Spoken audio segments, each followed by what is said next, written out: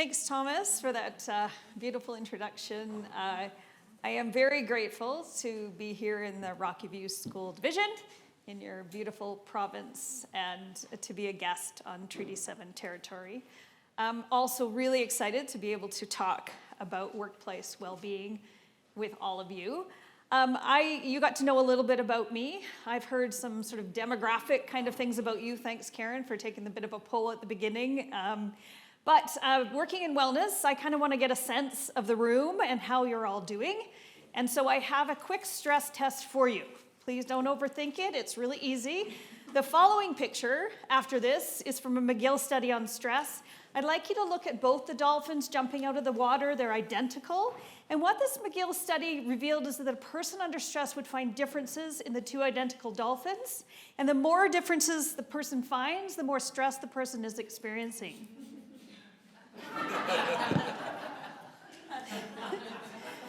Thank you for laughing.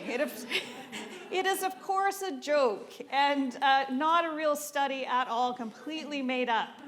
And I like to do that because two things. One is it gets us laughing, which is good for that, just a little bit of stress relief. The other thing I think it does is kind of acknowledge that sometimes we are in systems that can be pretty stressful. And I must tell you that I've used this joke many times with different groups of people, and I've actually discovered it is a little bit of a stress test because one group did not laugh. Then I knew that was a problem. All right, I'd like to start with the why. I could tell you lots of reasons why workplace wellness is really, really important. And probably if I asked all of you to give me reasons that you think it's important, you could give me even more things around this. But I like to think of it in three different kind of main areas. The first one is that sort of business model, the financial reasons that we should pay attention to this. And pretty simple. When we are well, we come to work. And we are more productive and successful when we are there. When we're not well, it affects all those things, the same things, attendance. We go on leaves more. We're not as productive. We're not as successful in our workplace. And it impacts our health. It sort of leads me to the second reason why I think it's really important. And the financial stuff really does matter. Like we're responsible for that. We know the situations that we're in right now. It matters that people are there and that they're productive when they're at work. But it leads me into the second part, and that is that we actually matter as adults in the building. Our health and wellness actually really matters for ourselves. We used to think about work and home as separate things. So we had our work life, something that we went and we did to pay our bills, to get by. And then we had our home, the rest of our life, like our real life. And when we think about it, we spend about a third of our lives at work. About a third of our lives sleeping, just to put that in perspective. So our work actually is part of our real life. And that, by the way, is average number of hours that people spend working is a third of our lives. So people, and I've seen the statistics about leaders in education. If we're doing more, you got to change that statistic a little bit. But let's say 1/3 of our lives is spent at work. It's also a place where a lot of people get to work in their passion area. And educators are passionate people. So we get value from that work. So it is part of our real lives. And even if we could magically sort of separate our work and our home, which we, by the way, can't really do, it actually matters for our homes as well. Like we're mothers and fathers and sons and daughters and community members and friends and all of those things. And if we spend our whole day at work stressed, that impacts our health, that impacts our bodies, that impacts how we are when we go home. There's no sort of dividing line that separate the two. We take that with us. And if it impacts our health, it also impacts the number of years we get to live and really, really important things. So we as adults matter. And then the third reason, I think this is so compelling, is of course it impacts our students. The wellness of the adults impacts the well-being of the students. And the other thing it impacts is their ability to learn, which of course is our business. I'd like to tell the story of a study that was done in a school district near mine in Coquitlam by two wonderful researchers, Dr. Eva Overly and Dr. Kimberly Schonert-Reichel, who some of you may have heard of. And they went into middle schools and they asked teachers to self-report their stress level. And then they took saliva samples from middle school students. So who knew middle school students would like to share their spit with researchers? You're actually not surprised, are you? No. They loved it. They had lots of fun doing that. But what the research was trying to find out is what were the cortisol levels, so the levels of stress hormones in the bodies of these students. So again, you will not be surprised, is what they did is when they did that, they found that as the teacher's stress level was higher, so were the levels of cortisol, the actual physical indicators of stress in the bodies of the students. And of course, it's a correlational study, so we don't know what came first, the chicken or the egg, but really it shouldn't matter because what it tells us is that we can intervene at either one of those levels, and even better if we can intervene at both. So I love that, and I also love the fact is that when we're thinking about why, is that some of these well-being practices, the things that make us well at work, are actually relatively simple, not always easy, but relatively simple things that we can do that actually does not require a whole lot of investment in either time, money, or even effort. So if that doesn't convince you of the why, that seems like such a great thing. The other one, I also bring this slide up. This is one of my favorite quotes by Desmond Tutu. I'm not blocking your view of this, am I? Okay, good, because I like to move around. This is a picture of a place near my home on the Fraser River. I love this, this quote because it reminds us that we need to start thinking about prevention. And I was very lucky when I started working on this work. I was part of a team, and so I was the person who was supporting health and wellness curriculum-wise with helping support teachers teaching students. There was a district principal who was had the mental health portfolio and was working the crisis response team and all those things, and there was a human resources manager. And I remember very early in our journey saying to the human resources manager, what do we have for people when they are, to help with their health and wellness? And she listed off all these wonderful programs. We had an EAP program that was pretty good. She talked about that we would send people to their doctors if they're struggling, and we had a fairly robust leave program. Return to work was very well supported by the union and the school district. And we also had, what was it? Oh, the attendance support program. And I know not all attendance support programs are really a whole lot about support, but this one was. It was a really good, supportive program. So, we felt pretty proud, but as she was talking about that, we also realized that all of those things happened after a person was struggling. And more I'm finding, and this is really hopeful, is school divisions and human resources departments are starting to think about what happens before that. What do we do around promotion of health and prevention of things like burnout? So it seems a lot more hopeful to be doing it in that preventative way. So one of the first things I learned when talking about workplace wellness is that it has 3 interconnected parts, and I'll talk about all 3 of them. Self, of course, is the self-care part. Other is those beautiful practices we have around how we support each other in our teams. And the third one is system, which often seems like a big monster to people, but is actually both small and large things that we can do. It's about the practices, the policies, our ways of being together, and which one of them support well-being or take away from that. So let's dive in a little bit. I like to talk about the beauty and the danger of self-care. I'm very careful because I wrote a book that starts with beyond self-care as the words to make sure that people understand that I love and promote self-care. I think it's important. I'm a practicing self-care person myself.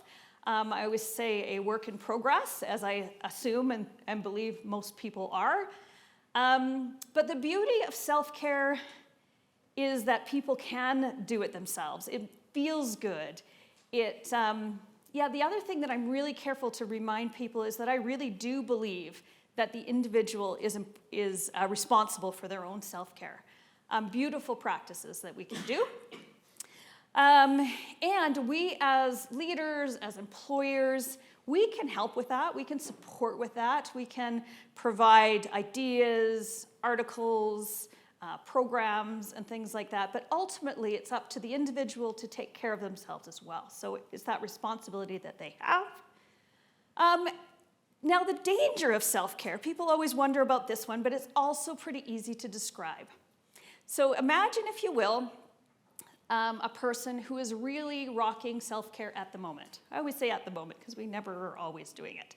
But let's imagine, in the book I call her Diane, so let's call her Diane, and she is eating well and sleeping well and exercising. Maybe she's got a practice of mindfulness in the mornings or a practice of gratitude before she goes to bed at night. She's just doing the self-care stuff.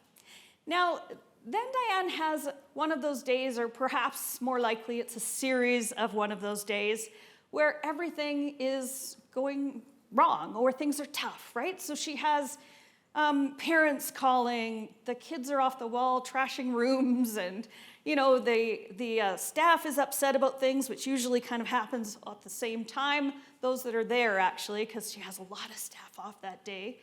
And all of these things are happening, and she's on a tight deadline. She's got something that's due, and her boss calls her to see if she can help with something else, which is also, by the way, on a really tight time frame.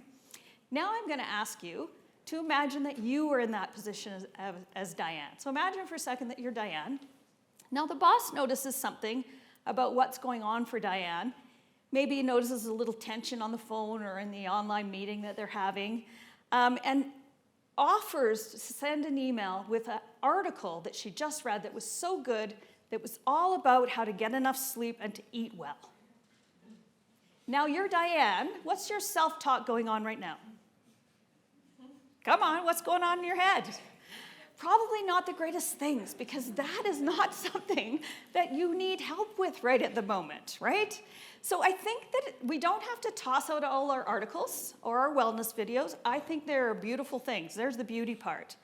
But what we do have to do when we're talking about self-care is two things. One is that we have to be aware that that make sure that people know that you see all three parts, the self, other, and the system.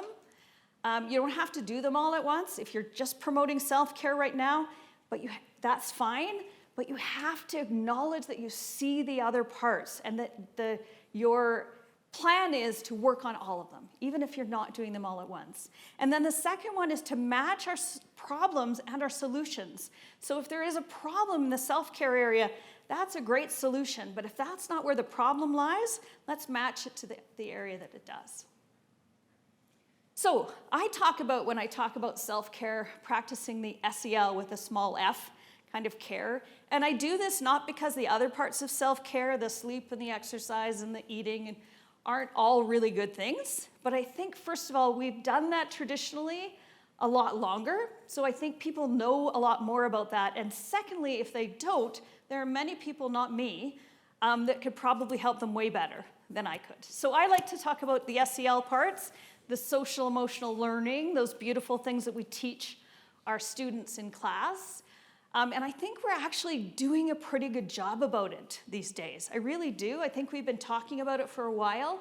Students are learning these skills about being aware of feelings, how to regulate their emotions, about self-talk, what they're thinking. We're doing a pretty good job in the classroom, but I think also sometimes we then move into our workplace, and a lot of us weren't taught these skills as kids necessarily.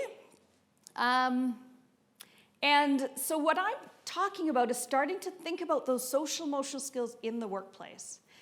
I'd like to start with self-awareness, because self-awareness, Dr. Tasha Eurich said this, that it's the meta skill of the 21st century. And I really do believe it. It's one of the things that sort of underlies or overlies, or I'm not really sure, many of the skills that, again, we're trying to teach our students in school, but also were very much needed in the workplace. Things like being aware of our own emotions, empathy, emotional intelligence, collaboration, critical thinking, the perspective taking, empathy. All of those things come from and start with self-awareness. Oh, no, back. Not done with self-awareness yet. Got more to say. Okay, so here's a question for you. Where do you feel feelings in your body?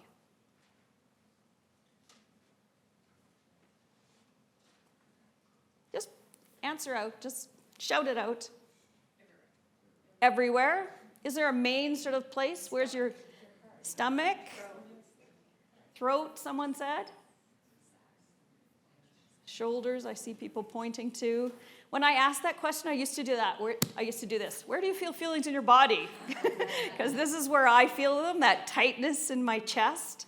You mentioned here the stomach. Lots of people get that. I don't feel that as often. Sometimes I do. Sweaty palms, definitely. Our reactions are all pretty similar. We all have the same kind of autonomic nervous system kind of thing, but we often have a go-to, right? So I'll tell you, for self-awareness, there are two different types. I just learned this, the second one. The first one is that awareness, that internal self-awareness, which is that feelings, being aware of what's going on with our feelings, our thoughts, and how they impact our actions. So that's one of the questions I always ask people around feelings, is where do you feel them in your body? Because imagine if something's going on for you, if you notice that happening or if you don't. And often when I'll ask groups of adults, where do you feel feelings in their bodies, they're not really sure. But if we have an awareness of that, if I feel a tightness in my chest when someone comes into a meeting and says something, I don't have to react to that at the moment. But it's really important data for me to have. Dr. Mark Brackett wrote a book called Permission to Feel, and he says that feelings are data, not directives. If we don't pay attention to that, it's going to happen anyways. But if we pay attention, we've got a really important little bit of data for us to notice. We may never have to use it. But if we do, if that keeps coming up over and over again, or if that's starting to impact the rest of we can actually pay attention to that data and use it, say things with our thoughts, being aware of our self-talk. Lori, when you were talking, where is she? There she is. When you were talking about that, the fact that your face doesn't show the emotion as well, that was a beautiful way to tell people about that, because what we do is we make up stories in our head. Our bodies are designed to do that. And so when Lori comes in and talks to someone and that happens, if we don't know that about her, we think, oh, she's ticked at me. She doesn't like my idea. She's not interested in what I'm saying. And that's not true. But our body rewards us for finishing stories. We're not always great at doing them. So, are making them accurate. So good to know about our feelings in our body, our thoughts, and how they impact our actions. That's internal self-awareness. By the way, if I asked you to put your hands up, I'm not going to, if you thought that your own internal self-awareness was greater than 50%, like if you thought you were pretty good at it, at least better than average, 90% of us in the room would put our hands up. Okay, now mathematically we know that's not true, but we're not very good at judging our own self-awareness. So start paying attention to it. Just be curious about it. Like I said, it's really important data. The second part of self-awareness, this is the one I just learned about, is called external self-awareness. And this one is really, really important. It's about how other people see you. So for you to have an awareness of how you're being seen by others in the world. So my first experience with this, I was reading Dr. Tasha Yurt's book. It's called Insight. And in there, she has like a survey that you can send out to people about how you are seen in the world. And what she says is to send it to three people who really care about you, but also will give you the real goods. Like they're not going to just sort of say, oh, you're so lovely. You know, they're really going to give you the real stuff. So I sent this survey out to my husband, to my sister, one of my sisters, and to a really good friend.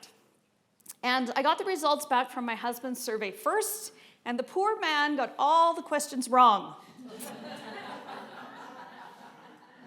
Until, and you're probably anticipating this, so did my sister and my friend. They all answered the same.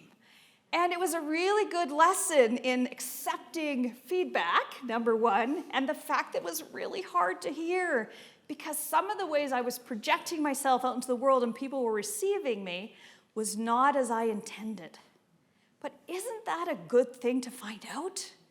And so if we can ask people, How am I being perceived? And there are people that will give us the really good information. It's just like our own self-awareness. The external one's really helpful to see, is this what I intend? Do you want to know what they said? They said sometimes I can be too much when I get really excited about things like wellness, for instance. And they think they have to fix it. Because I talk about feelings a lot, and a lot of times people aren't really ready for that. So if I'm talking about something that's frustrating me, I don't need them to fix it, right? But I need to know that it can be too much for people. So that I can do, like Lori demonstrated so nicely for us today, is to say, you know what, I might tell you how I'm feeling today. That doesn't mean you have to fix it for me. So it was really, really helpful and such a good learning for me. I'm just checking to make sure I'm doing okay for time. All right, supporting each other. So this is all the beautiful stuff around belonging, connection, how we support and lift each other up as teams and in our workplaces. Oops, I jumped over. So, what if I told you there was something relatively simple that you could do that would motivate and engage your students, staffs, family members, and even yourself to work harder and better and to have more fun doing it? Would you do it? Of course you would. So that was the hook line, the beginning, the opening line of a TEDx talk I did back in 2019. It was one of the first times I've ever done any kind of speaking, and I was terrified. So here's the funny part. I blew that first line. So who does that, really? The first line is the one you practice over and over again, because you always start. But anyway, the rest of the talk went fairly well, and you can watch the foible and the rest of the talk, because of course it's on YouTube. But the rest of it went pretty well, because my topic was the secret to happiness, health, and success. And the answer, the secret part, of course, is belonging and connection. Belonging and connection, I think I might even move to this. I do want to talk to you about this research. It's really, really important, but I think I'm going to move us to the next one. Yeah, because I want you to try it first, and then I'll go back and tell you about the research. So fascinating. So this exercise, 30 seconds, really easy. It requires you to be in partners and decide who's going to be partner A and who's going to be partner B. And it's really better in partners, but if you happen to have a group of 3 and you can't find a partner, that's fine too. Just both of you be person B, I think it is. Okay, so 2 people be B and 1 person be A. But if you can find a partner, go. Find yourself a partner, decide who's A and who's B.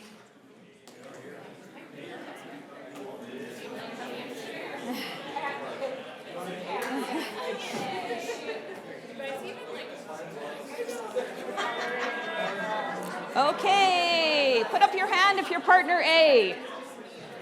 Okay, we got partner A's. Put up your hand if you're partner B. Okay, here's your task, and you only have 30 seconds. So the task is that partner A needs to keep a completely straight face and look at partner B. And partner B has to look at partner A and put on the biggest, most authentic smile they can muster. 30 seconds, go.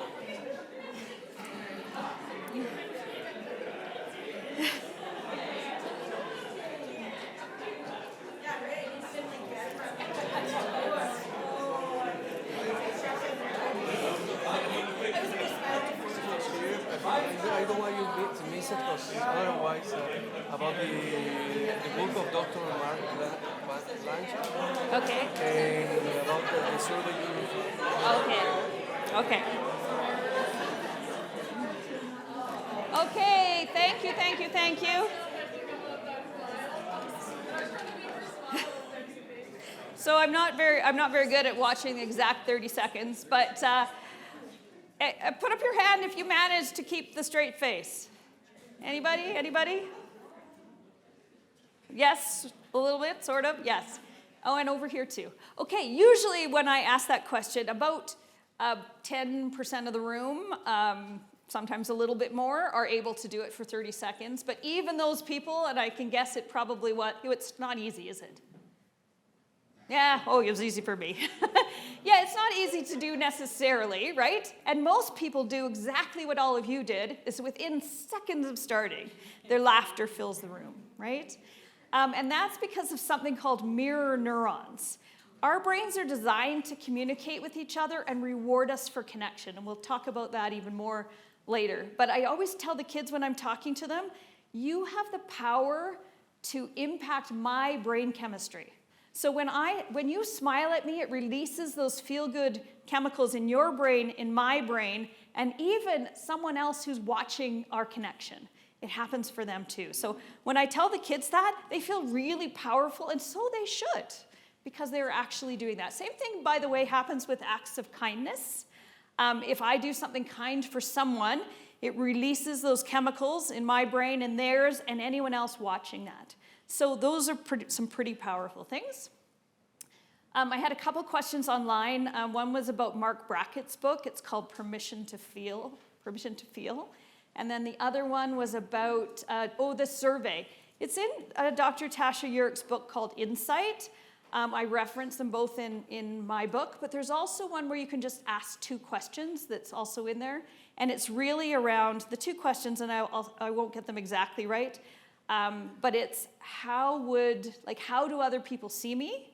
And then what's something that I could do that would improve the way that I come across to people? So those are the 2 sort of main questions, or you can get the survey, which is fun. All right. I'm going to move back to this.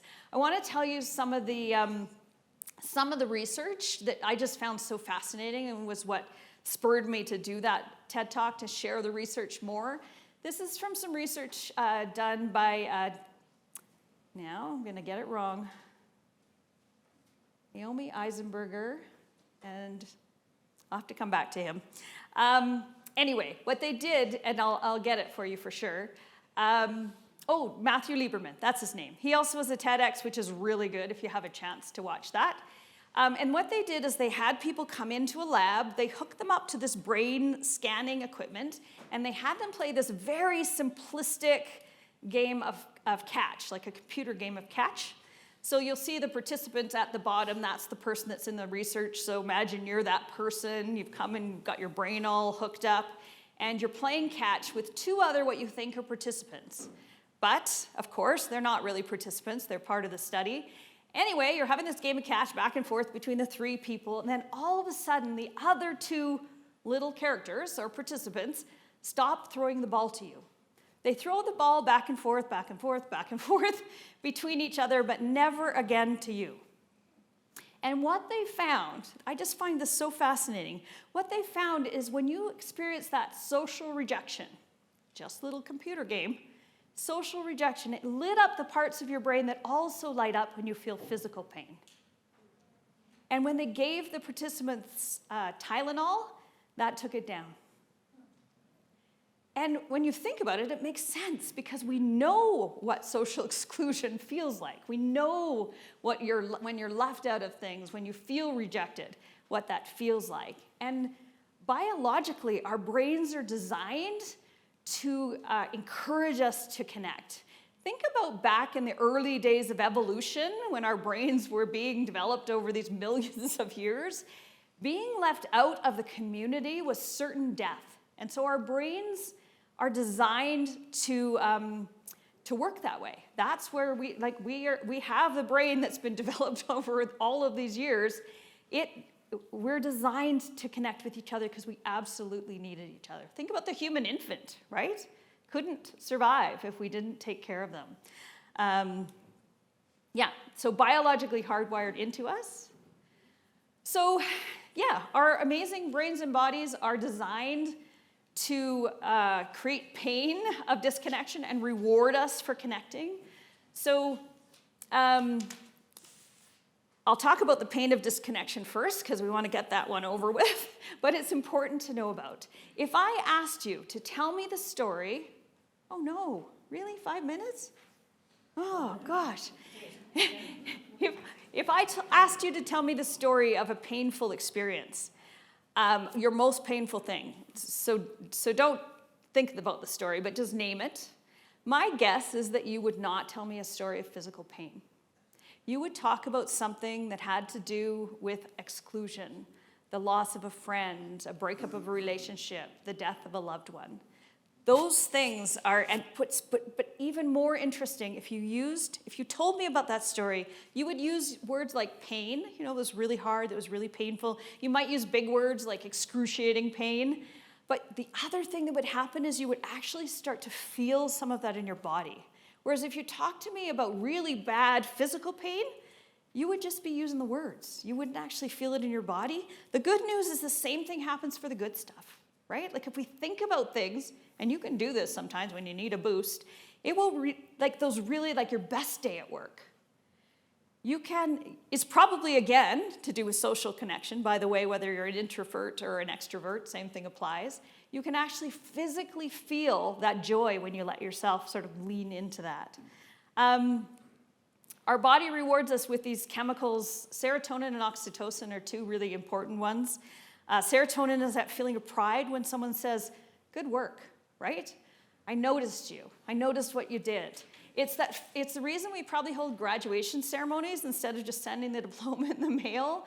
We can only get it with each other because not only does the person who's walking across the stage feel that rush of serotonin, so do their parents and their grandparents and their teachers and everybody else watching. I can see the smiles of people imagining those ceremonies and what that feels like. Oxytocin is that sometimes called the love hormone, and that releases when we feel cared about. Also when we smell the head of babies. But that's another aside. That's not happening at work so often. But yes, it's that feeling of someone cares about me. And those are powerful hormones that we can use and share in the workplace. I was going to tell you about Project Aristotle. You guys know about that? Yeah? Okay, good. I can tell you. So Project Aristotle was done by Google. They wanted to know what made the best, highest performing teams. And so they took all this individual differences, data, years of experience, IQ levels, whether you're an introvert or an extrovert, so personality things, pretty well everything. Google, they have lots of data. And what they found is none of those individual differences made any difference to high-performing teams. What mattered was two things. One is that everyone had a roughly equal opportunity to speak in the group. Not always at the same time, but at different times, but relatively equally. And the second one was that they felt safe enough in their group to ask questions, to share ideas, to make mistakes, to be creative together. All the things that we now call psychological safety. And those were the things, the group dynamics that really mattered the most. So we are designed for connection. We should take care and use some of those things to our advantage in the workplace.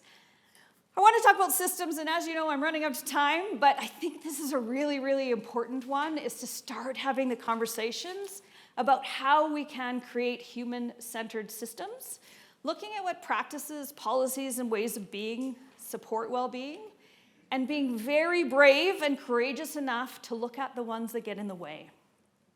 So sometimes we think of those as really big. Keep going, okay, good. Yeah, I got a few more minutes.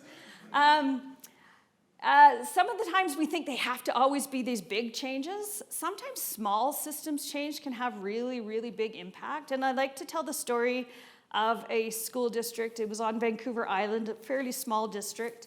And they asked the question, what's going on for workplace wellness? And this is what I love about things like people at the Learning Bar that ask those questions, because we don't always get the answers from people unless we ask. Really important to be working on what matters to people. Anyway, they asked, and one of the things they found out is their education assistants were not feeling very valued. They didn't feel like they belonged.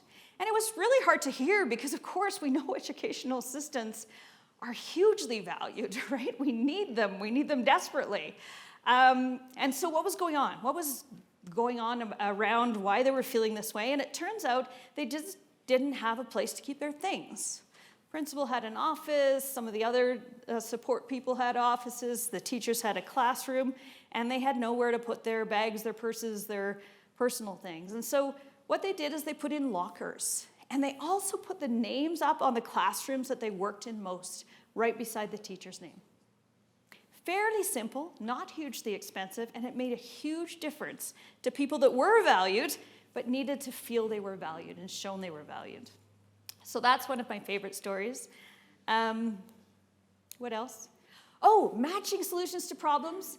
We need to think about matching, like I mentioned earlier, whether if it's a self issue, another issue, or a system issue, and ask and be curious together. This is relational work. We have to do it together. It can't just, here's the solution, implement it. We need to be clear about the problem we're solving, so we're not all trying to work on different things. Big or small, I said that one already. Oh, this is a really, really important one. And I like the example here. This is actually me. In the book, I use some other names, but it's actually me who this story is about. Pre-COVID, we just got Office 365, and we were moving into working with teams, like creating teams. You guys use Teams here? Different places? We all know what it is now anyway. But we didn't then. And so I was working on, in the district, trying to put together a team, and I had a lot of people that were going to be on this team, and I couldn't figure out how to do it. I'm not hugely techie, but I'm pretty good at figuring stuff out. Anyway, I'll move the story along. I really tried quite a while to figure it out myself. I went and asked for help. That didn't work. And what I found out later is that, in fact, I didn't have the authority to create my own team. I was leading the team. I was putting the team together, but I couldn't do it on this platform. They said, oh, just get your boss to do it. And she was really willing to do it. But I can tell you that she had a job like this. Massive job, and about 25 employees, all who were leading teams. And so she said, oh, I can do it for you, Gail. And I said, no, thank you, because I'm stubborn that way. But it made no sense to me. It made me feel like someone doesn't trust me, they don't think I can do it. It wasn't good for my wellness. But I was also thinking about the person who was helping me figure it out, who couldn't figure it out. Not good for her wellness. And not good for my boss's wellness, who was now having to set this up, something all of us could have done quite easily. We were smart enough to do that and figure it out. And she was going to have to do it 25 times. So anyway, turns out it was a quick fix, right? But it was a good quick fix because it got at the fundamental solution. They just opened it up for people. And so what we do sometimes, because she was very willing to do it, let me just do it for you, Gail. And she could have. But it wouldn't have been good for me, and it wouldn't have been good for her or any of the other people that she was going to have to do this for. And then that last one is just embrace feedback often and with gusto. I do lots of work in the psychological safety realm. I'm doing a research project on that right now for my doctoral dissertation. And one of the things that I've learned there and really remind people is when you get feedback, like the external self-awareness I got, it's going to be hard, but we have to encourage the people that work with and for us to give feedback. And I don't just mean giving feedback down the hierarchy, but also up the hierarchy. We need to know. We need to listen. We need to get it often. And Dr. Amy Edmondson, who's the leader in psychological safety kind of research, says it's not enough to just not shoot the messenger, that old saying. We have to embrace the messenger. Like if someone is giving you feedback, even if it's hard to hear, if you have to say, oh, that was really hard to hear, I might need a minute, fair. But you have to let them know you're glad that they spoke to you about it, that they brought it up to you. So embrace feedback with gusto. I'm going to do a quick example, and then this is the last couple of slides. This is just an example of how we need to match solutions. This is a survey, and I just use this one because it's one I'm familiar with. School administrators, they said that the hierarchical structure of the organization contributed mostly to their feeling of psychological unsafety. So there was a whole list of things. They were asked, which one do you think contributes the most? And list them, and they picked that. And then they were asked, what do you do when you feel psychologically unsafe? So I want you to look at just this thing of results. I hope you can see it. At the things that they did. And think about whether they're systems responses, like fixes, other, so team responses, or self.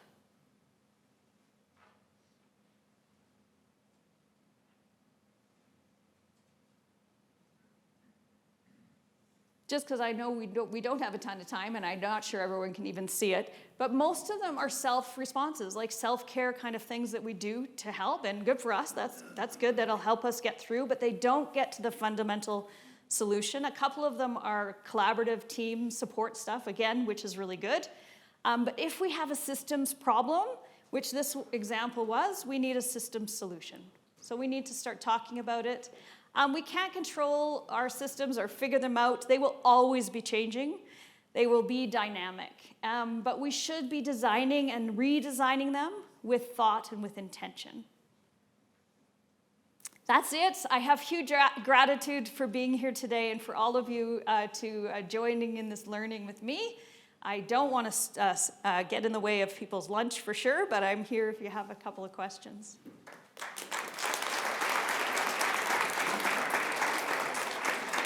Real quick, I'm getting grief for bringing this question up here. I've got some hungry mates here.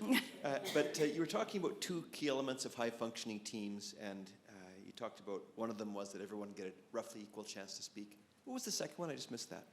Oh, it was the psychological safety one, that people felt comfortable to share their ideas, to ask questions, that it was a safe place to do that. Thank you very much. Yeah, you're welcome. Yeah. I'm going to be here all day, so if you have questions, just come up and I love to talk about this, as you've probably noticed.